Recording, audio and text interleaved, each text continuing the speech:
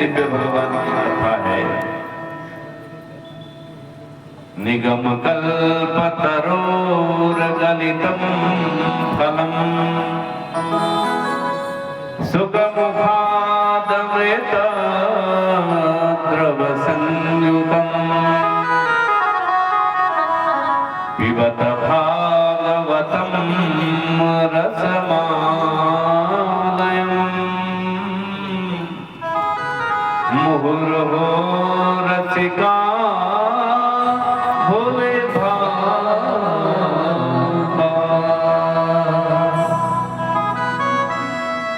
निगम कल्प तरोर गलितम फलम। निगम कहते हैं वेद को। तो वेद रूपी वृक्ष का पतितम फलम माने वेद रूपी वृक्ष से गिरा हुआ ये फल है श्रीमद् भागवत। तो महाराज वेद रूपी वृक्ष है तो वृक्ष से यदि फल गिरा होगा तो टूट फूट गया होगा फिर? बोले नहीं, ये टूटा हुआ फल नहीं है, अखंडित फल है, साबुत फल है ये। महाराज टूटा नहीं है, फूटा नहीं है।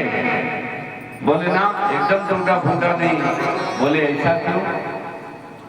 बोले एकाएक दम से आगे नहीं गिरा, शाखा पर शाखा होते होते आया।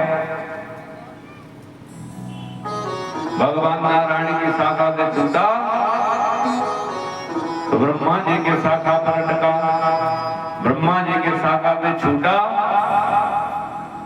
तो नारद जी के शाखा पर अटका, नारद जी के शाखा से छूटा तो वेद व्यास जी के शाखा पर अटका, वेद व्यास जी की शाखा से छूटा तो सुखदेव की शाखा पर अटका, सुखदेव जी की शाखा से जब चला तो परीक्षित जी को और उसके बाद हम सबको इसका लाभ प्राप्त हो रहा था।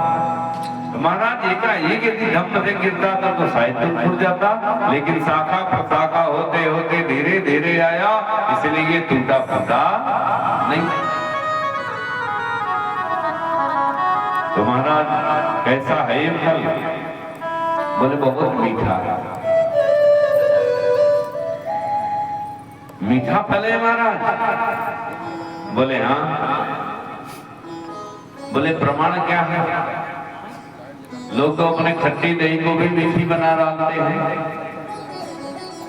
तो आपका ये ग्रंथ है, आप तो कहेंगे ही कि बहुत बढ़िया है, बहुत मीठा है, हम कैसे मान लें?